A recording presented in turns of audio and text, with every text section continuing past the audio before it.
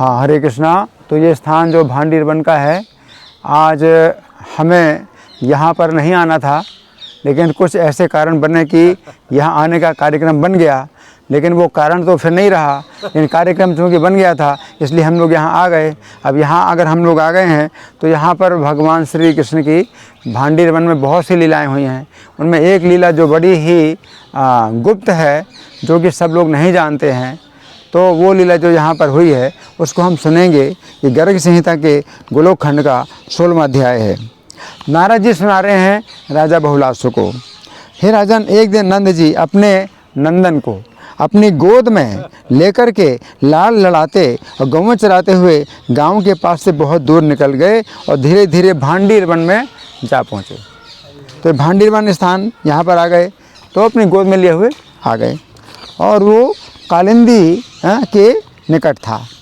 थोड़ी देर में श्री कृष्ण की इच्छा से वायु का वेग बहुत प्रखर हो गया, मेघों की घटा से आच्छादित हो गया और पत्ते जो है टूट टूट कर गिरने लगे और भय उत्पन्न करने लगे। महान अंधकार छा गया और नंदनंदन रोने लगे। नंदनंदन रोने लगे, पिता की गोद में बहुत भयभीत दिखाई देने लगे और नंद को भय हो गया। हाँ, शिशु को गोद में लिए श्री हरि के शरण ले रहे हैं।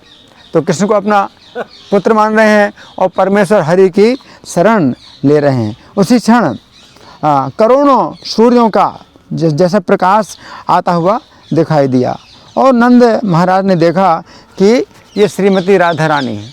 जब निकट वो प्रकाश निकट आया तो देखा श्रीमती राधा रानी है। करोड़ों चंद्रमा की दीप्ति है राधा रानी में और राधा रानी के दिव्य तेज से नंद जी ने तत्काल उनके सामने मस्तक झुकाया। अब राधा रानी को मस्तक झुका रहे हैं और कृष्ण को अपना पुत्र मान रहे हैं। राधा रानी पूर्ण अपनी जो है दिव्य रूप में है और कृष्ण जो है बालक, छोटे से बालक हैं। और हाथ जोड़कर कहा, हे राधे, ये साक्षात पुरुषोत्तम है और तुम इनकी प्राण वल्लभा हो। नंद जी कहते हैं ये साक्षात पुरुषोत्तम है। ये गुप्त रहस्य मैं गर्ग जी के मुख से सुन करके ही जानता हूँ, है ना। हे राधे, अपने प्राणनाथ को मेरी गोद से ले लो, अपनी गोद में ले लो। अपने प्राणनाथ को मेरी गोद से अपनी गोद में ले लो। हाँ, ये बादलों की गर्जना से डर गए हैं। तुम्हारे प्राणनाथ बादलों की गर्जना से डर गए हैं और लीलावश यहाँ इन्होंने ऐसा भाव स्वीकार किया है। हाँ, तो मैं तुम्हें नमस्कार करता हूँ। इस भूतल पर तुम मेरी रक्षा करो, तुम मेरी रक्षा करो। तुमने कृपा करके मुझे दर्शन दिया है, वास्तव में तो तुम सबके लिए दुर्लभ हो। उन्होंने इस प्रकार से कहा, गुप्तम तुदम गर्ग मुखे न वेदमी गृहाण राधे निजनाथ मंका एनम गृहम प्रापय मेघभीतम वदामि चेतम प्रकृतिर्गुणाढ्यम। तो श्री राधा ने कहा कि हे नंद, वो कह रहे हैं हे नंद देवी है वो, हे नंद तुम ठीक कहते हो, मेरा दर्शन दुर्लभ है, मेरा दर्शन दुर्लभ है। आज तुम्हारी भक्ति से प्रसन्न होकर मैंने तुम्हें दर्शन दिया है। नंद जी बोले, हे देवी, यदि वास्तव में तुम प्रसन्न हो तो तुम दोनों प्रिया प्रीतम के चरणार बिंदों में मेरी सुदृढ़ भक्ति बनी रहे। नंद जी कहते हैं साथ ही तुम्हारी भक्ति से भरपूर साधु संतों का संग मुझे सदा मिलता रहे। तुम्हारे भक्तों का संग सदा मिलता रहे और प्रत्येक युग में संत महात्माओं के चरणों में मेरा प्रेम बना रहे। ये जो है यदि प्रसन्नासी तदा भवेन में भक्तिर दृढ़ा को योपदाब्जे सताम च भक्तिस्तव भक्ति भाजाम संगः सदा में तय योगे योगे चाम। तो नारद जी सुना रहे कथा राजा बहुलासु को। हे राजन, तथास्तु कहकर राधा ने नंद जी की गोद से अपने प्राणनाथ को दोनों हाथों में ले लिया। अपनी गोद में ले लिया, अपने नंद के प्राण को ले लिया, अपने प्राणनाथ को, अपने प्राणनाथ को अपनी गोद में ले लिया। हाँ, नंद के बालक हैं, नंद के शिशु हैं, हाँ। और फिर उन्हें प्रणाम करके नंद जी वहाँ से चले गए। हाँ, नंद जी चले गए, अब अपनी लीला करो, जो कुछ करना है, अब मैं जा रहा हूँ। आगे ले ली, नंद जी चले गए। राधिका जी भांडीर वन में गई। अब राधिका जी भांडीर वन में गई।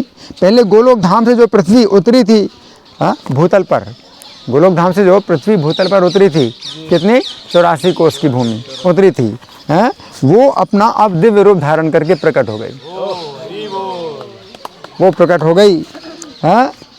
और पद्मराग मणि से जटित सुवर्णमयी भूमि इस भूतल पर जो है वो आविर्भूत हो गई, पद्मराग मणि से जटित सुवर्णमयी भूमि।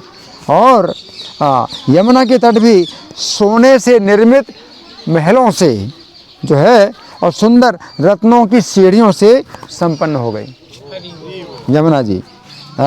गोवर्धन पर्वत रत्नमयी शिलाओं से परिपूर्ण हो गया और सोने के शिखर सब ओर से चमकने लगे, प्रकाश फैला रहे हैं गोवर्धन। और वृंदावन के निकुंज ने अपना दिव्य रूप प्रकट किया, उसमें सभा भवन प्रकट हो गए, प्रांगण और दिव्य मंडप शोभा पाने लगे, बसंत ऋतु की सारी मधुरिमा प्रकट हो गई।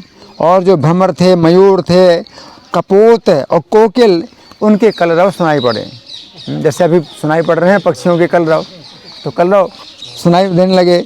और निकुंज के जो है निकट जो मंडप हैं, उनके सुवर्ण रत्नों से खचित कलश जो है दिखाई दे रहे हैं, उसके कलश हैं। और फहराती पताकाएँ शोभा बढ़ा रही हैं, सुंदर सरोवर प्रकट हुआ और सुवर्णमय सुंदर कमल प्रकट हो गए वहाँ पर। और उन कमलों पर बैठे हुए जो भ्रमर हैं वो मकरंद का पान करने लगे। दिव्य धाम की शोभा का अवतरण होते हुए साक्षात पुरुषोत्तमोत्तम घनश्याम भगवान श्री कृष्ण किशोर अवस्था के अनुरूप दिव्य देह धारण करके राधा के सम्मुख खड़े हो गए। अब गोद से कहाँ गए? जमीन में खड़े हो गए, आप पति बन गए, है ना। दिव्य रूप धारण करके किशोर अवस्था हो गई, शिशु अवस्था से किशोर अवस्था में आ गए, साक्षात पुरुषोत्तमोत्तम। तो इसमें श्लोक है, तदैव साक्षात पुरुषोत्तमोत्तमो बभूव कैशो रिवपुर घने प्रभा पीताम्बरः कौस्तुभरत्न भूषणो बंशीधरो मन्मथ राशि मोहनः। पीताम्बर शोभा पा रहा है, कौस्तुभ मणि से विभूषित हैं, हाथों में बंसी धारण किए हुए और करोड़ों कामदेवों को मोहित कर रहे हैं।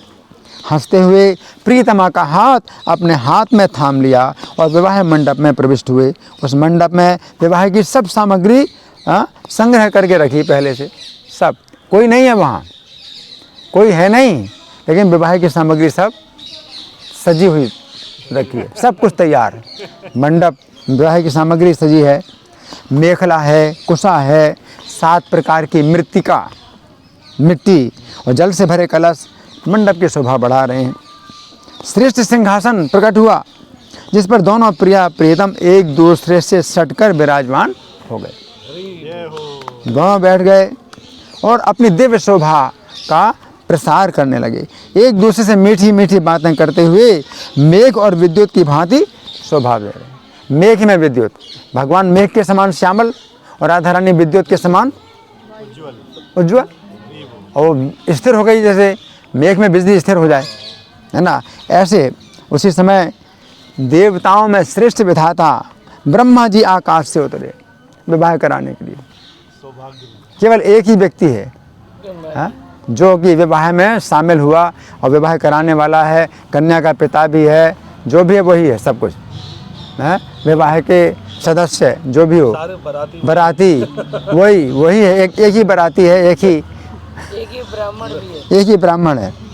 हाँ, और दोनों के चरणों में हाथ जोड़ करके वाणी द्वारा चारों मुखों से स्तुति करने लगे। चारों मुखों से स्तुति कर रहे हैं ब्रह्मा जी। ब्रह्मा जी बोले, हे प्रभु, आप सबके आदि कारण हैं, किंतु आपका कोई आदि अंत नहीं है। आप समस्त पुरुषोत्तमों में उत्तम हैं, अपने भक्तों पर सदा वात्सल्य भाव रखने वाले और श्री कृष्ण नाम से विख्यात हैं, अगणित ब्रह्मांडों के पालक हैं। ऐसे आप परात्पर राधा प्राण वल्लभ श्री कृष्ण चंद्र की मैं शरण लेता हूँ। अनादि माध्यम पुरुषोत्तमोत्तमम श्री कृष्ण चंद्रम निज भक्त वत्सलम स्वयं तुझ संख्यान्यपतिम परात्परम राधापतिम त्वाम शरणम व्रजाम्यहम। आप गोलोक धाम के अधिनाथ हैं, आपकी लीलाओं का कहीं अंत नहीं है। आपके साथ ये लीलावती श्री राधा अपने लोक में लीलाएं किया करती हैं। जब आप ही वैकुंठनाथ होते हैं तो ये लक्ष्मी के रूप में आपके साथ सुशोभित होती हैं वैकुंठ में। और जब श्री राम के रूप में अवतार लेते हैं तो जनक नंदिनी सीता के रूप में आपकी सेवा करती हैं। और आप श्री विष्णु हैं तो एक कमल वन वासिनी कमला है, और आप जब यज्ञ पुरुष का अवतार धारण करते हैं तो दक्षिणा के रूप में आपके साथ रहती हैं। आप पति शिरोमणि हैं तो ये पत्नियों में प्रधान है। जब नरसिंह हैं तो उनके हृदय में रमा रूप से यही निवास करती हैं। आप ही नर नारायण रूप से तपस्या करती हैं तो उस समय ये परम शांति के रूप में विराजमान रहती हैं। तो ब्रह्मचारी हैं नर नारायण, तो परम शांति के रूप में ये आपके साथ रहती हैं, है ना। हाँ, और आप जिस रूप में रहते हैं उसी प्रकार का देह धारण करके छाया की भांति आपके साथ रहती हैं। हाँ? आप ब्रह्म हैं तो ये तटस्था प्रकृति हैं। आप काल हैं तो इन्हें जो है प्रधान प्रकृति के रूप में जाना जाता है। तो आप अंतरात्मा हैं तो ये श्री राधा लक्षणा वृत्ति हैं। जब आप विराट रूप धारण करते हैं तो ये धारणा बन जाती हैं। और ये श्याम और गौर, ये दोनों प्रकार का जो तेज है आप दोनों का सर्वत्र विदित है। आप गोलोक धाम के अधिपति परात्पर परमेश्वर हैं। मैं आपकी शरण लेता हूँ। जो इस युगल रूप की उत्तम स्तुति का सदा पाठ करता है वो समस्त धामों में श्रेष्ठ गोलोक धाम में जाता है। हरि बोल। और इस लोक में भी उसे स्वभावता सौंदर्य और समृद्धि और सिद्धियों की प्राप्ति होती है। हरि बोल। सदा पठेद यो युगलस्तवम परम गोलोक धाम प्रवरम प्रयाति सह यह वे सौंदर्य समृद्धि सिद्धयो भवन्ति तस्यापि निसर्गतः पुनः। यद्यपि आप दोनों नित्य दंपति हैं और परस्पर प्रीति से परिपूर्ण रहते हैं और एक दूसरे के अनुरूप रूप धारण करके लीला करते हैं, तथापि लोक व्यवहार के लिए आप दोनों की विवाह विधि मैं संपन्न कराऊंगा। ब्रह्मा जी कहते हैं लोक व्यवहार के लिए आपकी विवाह विधि संपन्न कराऊंगा। नारद जी कहते हैं हे राजन, इस प्रकार स्तुति करके ब्रह्मा जी ने उठकर कुंड में अग्नि प्रज्वलित की। कुंड बना हुआ है ना, अग्नि प्रज्वलित की। नारद जी कहते हैं हे राजन, इस प्रकार अच्छा अग्नि प्रज्वलित करके अग्निदेव के सामने बैठे हुए दोनों प्रिया प्रियतम के पाणी ग्रहण संस्कार की विधि पूर्ण की। ये सब करके ब्रह्मा जी ने खड़े होकर श्री हरि और राधिका जी से अग्निदेव की 7 परिक्रमाएं करवाईं। आदेश दिया दोनों 7 परिक्रमा करो। 7 परिक्रमाएं कराईं और उन दोनों को प्रणाम करके दोनों से 7 मंत्र पढ़वाए। मेरे पीछे बोलो। तो ब्रह्मा जी ने मतलब उनको पढ़वाया, मंत्र पढ़वाया। उसके बाद श्री कृष्ण की छाती में राधा का हाथ रखवा करके श्री कृष्ण का हाथ राधा की पीठ में रखवाया। राधा का हाथ कृष्ण की छाती में और कृष्ण का हाथ राधा की पीठ में रखवा करके और उच्च स्वर से मंत्रों का पाठ करवाया। फिर उन्होंने राधा के हाथों से श्री कृष्ण के कंठ में केसर युक्त माला पहनवाई। राधा रानी ने पहनाई कृष्ण के, और श्री कृष्ण के हाथों से भी राधा के गले में माला पहनवा करके ब्रह्मा जी ने दोनों से अग्निदेव को प्रणाम करवाया कि दोनों प्रणाम करो, अग्निदेव को प्रणाम करो। सुंदर सिंहासन पर फिर दोनों को बिठाया। फिर दोनों हाथ जोड़ करके मौन बने रहे। दोनों कौन? राधा कृष्ण हाथ जोड़े हुए मौन बने रहे। पितामह ने दोनों से 5 मंत्र पढ़वाए। जैसे पिता अपनी पुत्री को वर के हाथ में सौंपता है, उसी प्रकार राधा को श्री कृष्ण के हाथ में सौंप दिया। उसको क्या बोलते हैं? कन्यादान। कन्यादान किया, पाणी ग्रहण संस्कार कराया। अब कन्यादान, राधा का हाथ कृष्ण के हाथ में सौंप दिया। और उस समय देवताओं ने फूल बरसाए। मतलब मनुष्य कोई नहीं है यहाँ पर। जो विवाह हुआ मनुष्यों के समाज में कोई नहीं जानता है। विधि पूर्वक हुआ, पूरा विधि पूर्वक। देवता लोग जो बड़े भाग्यशाली, जो इंद्रिय तृप्ति में नहीं लगे हुए हैं स्वर्ग में। स्वर्ग में कुछ भक्त होते हैं जो देवता के रूप में आते हैं, इंद्रिय तृप्ति में नहीं लगे हैं। तो उन्होंने जो है फूल बरसाए और विद्याधरियों के साथ देवांगनाओं ने नृत्य किया, है ना। गंधर्वों, विद्याधरों, चारणों, किन्नरों ने मधुर स्वर से श्री कृष्ण के लिए मंगल गान किया। मृदंग, वीणा, मुरचंग, वेणु, शंख, नगाड़े, दुंदुभी और करताल आदि बाजे बजने लगे। आकाश में खड़े हुए, सब आकाश में खड़े हैं, बजा रहे हैं सब। ये चीज अपने हम आकाश बज रही है। नहीं बजा रहे हैं सब, गंधर्व चारण है ना, ये सब लोग हैं आकाश में खड़े होकर के, सब दर्शक आकाश में हैं। अच्छा, जितने दर्शक हैं आकाश में हैं, और ये सब गवैये बजवैये सब आकाश में हैं, आकाश में खड़े होकर के ही बजा रहे हैं। जमीन में नहीं खड़े कोई, आकाश में खड़े हैं। जमीन तो राधा कृष्ण है, ब्रह्मा जी, 3 लोग हैं जमीन में ना। और जय जयकार किया। उस अवसर पर श्री हरि ने विधाता से कहा, ब्राह्मण आप अपनी इच्छा के अनुसार दक्षिणा बताइए, अब दक्षिणा मांगो पंडित जी, है ना। तो ब्रह्मा जी ने कहा, प्रभु मुझे अपने युगल चरणों की भक्ति ही दक्षिणा के रूप में प्रदान कीजिए। आपके चरणों की भक्ति मुझे दक्षिणा के रूप में दीजिए, सबसे बड़ी चीज़ है। और क्या, छोटी मोटी चीज़ थोड़ी मांगेंगे ना। हरि ने तथास्तु कहकर उन्हें अभीष्ट वरदान दिया। तब ब्रह्मा जी ने राधा के दोनों चरणों को अपने दोनों हाथों मस्तक से बारंबार प्रणाम करके अपने धाम को प्रस्थान किया। अपने कन्या के दोनों पैर को जो है पकड़ करके प्रणाम किया और अपने धाम को प्रस्थान किया। उस समय प्रणाम करके जाते हुए ब्रह्मा जी के मन में बहुत हर्षोल्लास छा रहा था। तब निकुंज भवन में प्रीतमा द्वारा अर्पित दिव्य मनोरम 4 प्रकार का भोजन श्री हरि ने हंसते हंसते ग्रहण किया। राधा रानी ने खिलाया, तो भगवान ने अपने हाथ से नहीं खाया, 4 प्रकार का, चबाने वाला और चूसने वाला, पीने वाला, चाटने वाला, 4 प्रकार का अन्न राधा रानी ने अपने हाथ से खिलाया है। और फिर श्री हरि ने अपने हाथ से प्रिया का हाथ पकड़कर कुंज की ओर चले और दोनों मधुर बातें करते हुए वृंदावन में गए, यमुना में गए, वन की लताओं को देखते हुए, सुंदर लता कुंजों में निकुंजों में हंसते और छिपते हुए श्री कृष्ण को शाखा की ओर में देखकर पीछे आती हुई श्री राधा ने पीताम्बर का छोर पकड़ दिया। कृष्ण शाखा की ओर में खड़े थे, तो राधा रानी ने पीताम्बर का छोर पकड़ दिया। कहाँ छिपे हो? पीताम्बर का छोर पकड़ दिया। फिर राधा जी माधव के हाथों से छूट करके भागीं और अपने नूपुरों की झनकार करती हुई यमुना के निकुंज में छिप गईं। जब श्री हरि से 1 हाथ की दूरी पर रह गईं तो पुनः उठ करके भाग चलीं राधा रानी। तो इस प्रकार से रास रंग स्थली के निर्जन प्रदेश में पहुंचकर श्री हरि ने राधा के साथ रास का रस लेते हुए लीला रमण किया। भ्रमरों और मयूरों के कुंजन से मुखरित लताओं वाले वृंदावन में दूसरे कामदेव की भांति विचरण किया। श्री हरि ने बहुत से झरने, सरोवर और लताएं देखीं जिनका प्रकाश फैल रहा था। गोवर्धन की कंदराओं में श्री राधा के साथ नृत्य किया। तब श्री हरि ने यमुना में प्रवेश करके राधा के साथ विहार किया। यमुना जल में खिले हुए लाख दल का जो कमल था वो राधा के हाथ से छीन करके भगवान भागे। लाख दल का कमल है राधा रानी के हाथ में, तो यमुना के जल में खिले हुए लक्ष्य दल कमल को राधा के हाथ से छीन करके भाग चले। तब श्री राधा ने भी हंसते हंसते उनका पीछा किया। उनका पीताम्बर और बंसी और बेंत तीनों अपने अधिकार में कर लिए। राधा रानी ने 1 लिया, नहीं कृष्ण ने एक लिया, कमल लिया, और राधा रानी ने 3 ले लिया, 3 चीज़ें ले ली। तब श्री हरि कहने लगे मेरी बंसी दे दो। अब श्री हरि कहने मेरी बंसी दे दो, तो राधा ने उत्तर दिया मेरा कमल लौटा दो।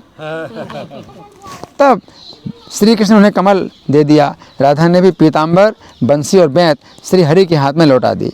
इसके बाद यमुना के किनारे उनके मनोहर लीलाएं होने लगी। तब भांडीर वन में हैं, अभी तो कितना मतलब विहार किया उन्होंने, है ना, गोवर्धन, यमुना। फिर भांडीर वन में श्री कृष्ण ने अपने हाथों से प्रिया का मनोहर श्रृंगार किया। मुख पर पत्र रचना, दोनों पैरों में महावर लगाया और नेत्रों में काजल की पतली रेखा भी बनाई श्री कृष्ण राधा रानी के नेत्रों में, और उत्तम उत्तम रत्नों फूलों से श्रृंगार किया। अब राधा भी श्री हरि का श्रृंगार धारण कराने के लिए तैयार हुई। अब राधा रानी की बारी आई कि कृष्ण का श्रृंगार करें, तो अपना किशोर रूप को त्याग करके छोटे से बालक बन गए। अब क्या श्रृंगार करोगे? बालक बन गए। हाँ, और नंद ने जिस शिशु को राधा के हाथ में दिया था, उसी रूप में वो धरती पर लौटने लगे और भय से रोने लगे कि मैं कहाँ से आ गया इधर, हैं? अपनी माता को, मुझे तो अपनी माता चाहिए। देखो यही है, भय से रोने लगे। आ गए। तो अब जमीन में लौट रहे बालक है वो, तो है ना, भय से रोए, माता पिता नहीं तो भय से रो रहा है ना, तो भय से रोने लगे। श्री हरि को इस रूप में देखकर राधा भी रोने लगी। अब दोनों रो रहे हैं और वो कह रहे हैं कि हे हरे, मुझ पर माया क्यों फैला रहे हो। राधा रानी कि आप मुझ पर माया क्यों फैला रहे हो। अब राधा रानी रो रही और वो रो रहे हैं, दोनों रो रहे हैं, दोनों रो रहे हैं। और आकाश से जो है आकाशवाणी हुई। अब आकाशवाणी हुई, क्योंकि कृष्ण तो रो रहे हैं, वो क्या बोलेंगे। तो आकाशवाणी हुई, राधे इस समय शोक ना करो। आकाशवाणी हुई, राधे इस समय शोक ना करो, तुम्हारा मनोरथ कुछ काल के पश्चात पूर्ण होगा। अभी तो एक काम हुआ ना, एक काम तो हो गया, विवाह हो गया, अब आगे का जो काम है फिर आगे होगा, है ना, शोक ना करो। हाँ, ये सुनकर श्री राधा श्री कृष्ण को लेकर तुरंत ब्रजराज की धर्मपत्नी यशोदा के घर गई, गोद में लेके गई, बालक है, यशोदा के घर गई देने के लिए। हाँ, अब और कोई नहीं जानता कि मतलब क्या लीला हुई है, हैं? अरे छोटे बालक है। राधा रानी जो है गोद में लेकर के यशोदा के घर गई और उनके हाथ में बालक को देकर बोली, आपके पति ने रास्ते में इस बालक को मुझे दे दिया था। आपके पति ने इस बालक को मुझे दे दिया था। उस समय नंद गृहिणी ने श्री राधा से कहा, हे राधे, तुम धन्य हो, क्योंकि तुमने इस समय जबकि आकाश में मेघों की घटा छाई है और वन के भीतर भयभीत मेरे नन्हे से लाल की पूरी रक्षा की है तुमने। पूरी रक्षा की है। और बाकी जो है क्या है कोई नहीं जानता ये क्या किया है और कुछ क्या किया। ब्रह्मा जी, एकमात्र ब्रह्मा जी सृष्टि के, पूरी सृष्टि में केवल एक ब्रह्मा जी ही है ने ये सब कार्य किया है और वही जानते हैं और कोई नहीं जानता है। ये तो बहुत बालक दिखा रहा है, मैं तो रो रहा हूँ। यूँ कहकर नंद रानी ने श्री राधा का भली भांति सत्कार किया, उनके सद्गुणों की प्रशंसा की। तुम्हारे बहुत गुण हैं। इससे श्री राधा को प्रसन्नता हुई। यशोदा जी की आज्ञा लेकर धीरे धीरे अपने घर चली गई। राधा रानी चली गई। संपूजिता श्लाघित सन्गुणासा सुनंदिता श्री वृषमानुपुत्री तदा ह्यनुज्ञाप्य यशोमतीं सा सनय स्वगेहम हे जगा में राधा। इतनी कथा तो ये यहाँ पर हुई, इतनी लीला तो यहाँ पर हुई।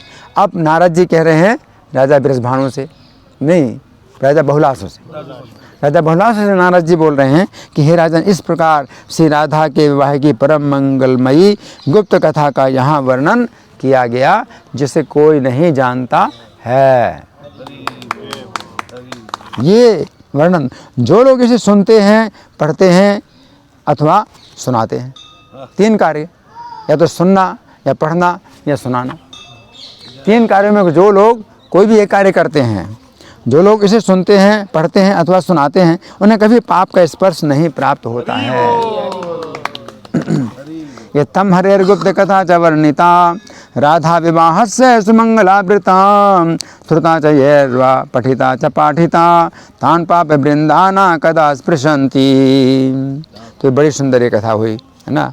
तो यहाँ जो है भगवान की बहुत लीलाएं हुई। तो भांडीर वन को जो है कई बार गुप्त वृंदावन भी कहा जाता है। तो गुप्त वृंदावन इसी कारण से क्योंकि यहाँ पर जो भगवान की लीलाएं हुई, विशेष विवाह की जो लीला हुई है ना, तो ये बहुत ही गुप्त है ना। तो अब हम लोग भी जो है बहुत थोड़े ही लोग हैं जो गुप्त रूप में सुन रहे हैं है ना। लेकिन अब तो इसको जो है गुप्त रखने की आवश्यकता नहीं है। इसलिए चैनल में अगर ये जाए ये कथा और ज़्यादा से ज़्यादा लोग सुने तो सबका जो है सौभाग्य का द्वार खुलेगा, है ना। तो इसलिए इसको अब जो है अधिक से अधिक प्रसारित किया जाए, फैलाया जाए और सब लोगों के भाग्य के कपाट खोले जाएं, है ना।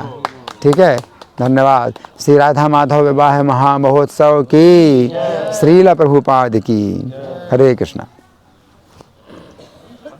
तो उनको राधा रानी को तो उनको क्योंकि भगवान ऐसे जो हैं कि क्या पता नंद महाराज को ये चिंता भी और कितनी ज़्यादा हो गई कि कहीं वापस उनको मिलेगा भी या नहीं मिलेगा, कहीं अपना ये करके वापस ही चले जाएं। राधा रानी इस पूरे स्वरूप में आई गई हैं और ये वापस चले गए तो मैं वो तो उनका तो जीवन ही अंत हो जाएगा। इनका प्रश्न है कि नंद महाराज ने जब राधा रानी के हाथ में अपने शिशु कृष्ण को दे दिया तो फिर उन्होंने क्या उनको चिंता नहीं हुई कि अगर ये ले जाएंगे तो फिर उनको नहीं मिलेंगे कृष्ण? नहीं, ये चिंता नहीं की, बल्कि उन्होंने और वर मांगा, अपनी सुरक्षा का वर मांगा और कृष्ण की भी सुरक्षा के लिए कृष्ण को दे दिया, क्योंकि नंद महाराज ने देखा कि मैं कृष्ण की सुरक्षा नहीं कर सकता। और नंद महाराज ये भी जानते हैं कि ये अपनी लीला से जो है ये मेरे प्रति जो है वो इस प्रकार का भाव प्रकट कर रहे हैं कि वे आश्रित हैं, है ना, तो आश्रित हैं और स्नेह वात्सल्य के भूखे हैं, इसलिए वे जो है मतलब शिशु भाव को स्वीकार किए हुए हैं। लेकिन यहाँ पर जो है अब राधा रानी को मैं सौंप दूँ तो इनकी भी रक्षा हो जाएगी और फिर जो भी इनकी इच्छा होगी अपने जो है प्रियतमा हैं और ये उनके प्रियतम हैं, तो एकांत में जो भी चाहें वो अपनी लीला करें और मैं जो है अपने दूसरे कार्य में अब जो है लगूंगा। तो इस तरह से नंद जी जो है चिंता जो कर रहे थे तो अपनी पूरी चिंता राधा रानी को सौंप दी, तो अब नंद महाराज की कोई चिंता नहीं है। और फिर ये भी मतलब कहा कि दोनों के जो है चरणों में हमारी भक्ति बनी रहे। ये भी मांगा वरदान कि आपके जो भक्त हैं, संत महात्मा हैं, तो उनके प्रति भी हमारी भक्ति बनी रहे। तो इस प्रकार से नंद महाराज ने अपनी पूरी सुरक्षा कर ली। अगर हमें भक्तों की संगति हमेशा मिलेगी तो भगवान फिर कहाँ दूर रहेंगे, है ना, और भगवान के चरणों की भक्ति मिलेगी तो भगवान फिर कहाँ दूर रहेंगे, है ना। तो इस प्रकार से तो उन्होंने अपनी पूरी सुरक्षा प्राप्त कर ली, ठीक है ना, है ना। वात्सल्य की इतना उनके अंदर जो बड़ी मुश्किल से पुत्र मिला था, उससे उसका जो है खोने का डर और वो सब उनको, क्योंकि उन्होंने राधा रानी पे पूरी तरह से आश्रित होकर वर ले लिया, तो इसीलिए जो है उनका डर और चिंता पूरी मुक्त हो गई है। हाँ, राधा रानी का आश्रय लिया उन्होंने। इतनी बड़ी मुश्किल से पुत्र मिला है इतने 88 साल के बाद, और वो राधा रानी ले गई। अब जी लास्ट एक पॉइंट एक तो पूछना था, राधा रानी जब यशोदा माता के पास जाती हैं तो यशोदा इतनी बड़ी राधा रानी को देखकर वो उनको, हाँ, ये अच्छा प्रश्न है कि यशोदा जी जो है जैसे कृष्ण, हाँ, इनका प्रश्न है कि यशोदा जी के पास जब राधा रानी आती हैं और कृष्ण को गोद में लेकर के आती हैं तो यशोदा को मतलब कि कैसे आश्चर्य नहीं हुआ, आश्चर्य हुआ होगा कि राधा रानी इतनी बड़ी कैसे हो गई। तो इसका उत्तर यही समझ में आता है कि उस समय यशोदा जी भी जो है नंद जी की तरह कुछ उनको ज्ञान हुआ, लेकिन साथ साथ ये भी हैं कि वो जो है एक बालिका की तरह भी हैं राधा रानी, हाँ? तो उन्होंने जो है उनके गुणों की प्रशंसा की लेकिन स्तुति और प्रणाम नहीं किया। नंद जी ने स्तुति प्रणाम किया क्योंकि उन्होंने करोड़ों सूर्यों के समान प्रकाश पैदा किया, जब पास में आ गए तो करोड़ों चंद्रमा के समान प्रकाश पैदा किया, तो नंद जी ने प्रणाम किया, स्तुति की। यशोदा जी ने प्रणाम स्तुति नहीं की, लेकिन तो फिर उनके गुणों की प्रशंसा की, तो ये भी समझ गए कि ये हैं तो देवी महारानी, लेकिन यहाँ ब्रज में जो है अभी किशोरी अवस्था में ये जो है अपने लीला कर रहे हैं। इस प्रकार से यशोदा जी ने राधा रानी का स्तुति प्रणाम ना करके केवल प्रशंसा की और राधा रानी चली गई, है ना। दूसरे सास भी प्रभु जी ज़्यादा बहू की स्तुति नहीं कर सकती ना।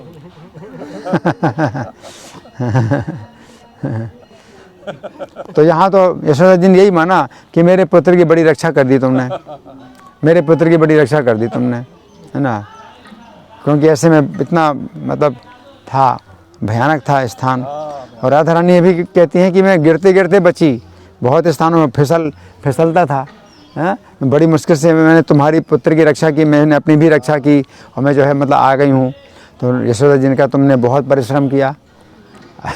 वो ऐसे ही प्रभु जी किया होगा ना, जैसे कृष्ण सभी के हृदय में वास करते हैं, तो उनके हृदय में ऐसा ही भाव उत्पन्न कर दिया कि उस विषय में उन्हें बात करने का याद ही नहीं रहा। ऐसे ही लगा कि हाँ ऐसा ही है। तो कई बार ऐसे ही होता है ना, कि कोई मतलब होता है, कोई नया दृश्य दिखाई देता है, हमको लगता है ऐसा ही है, ऐसे ही रहा, हमेशा ऐसे ही रहा। तो ऐसा जो है भाव पैदा हो गया माता यशोदा को, तो दिमाग से बात निकल गई कि छोटी कन्या इतनी बड़ी कैसे हो गई, देवी है, ठीक है ना। बहुत धन्यवाद। ठीक है, प्रसाद लेकर के, ठीक है, धन्यवाद। दास प्रभु की जय। उनको स्वीकार नहीं है ना, आपको ना भी पड़ा वहाँ करवा रहे हैं और आपकी दृष्टि से सब देख रहे हैं। आकाश में स्थित हाँ आंखों देखा हाल में देखा वो चैनल है आंखों देखा। वो पहले रेडियो में आता था, अब हम क्रिकेट में आता था। वो किताब रख ली इधर बहुत सुंदर चित्र है। इन्होंने बोला था।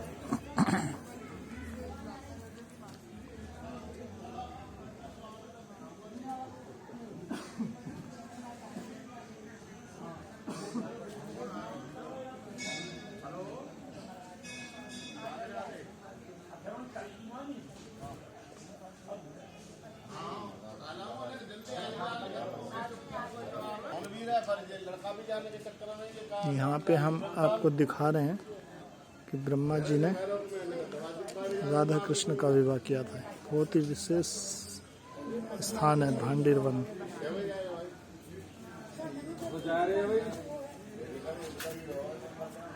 महाराज जीवन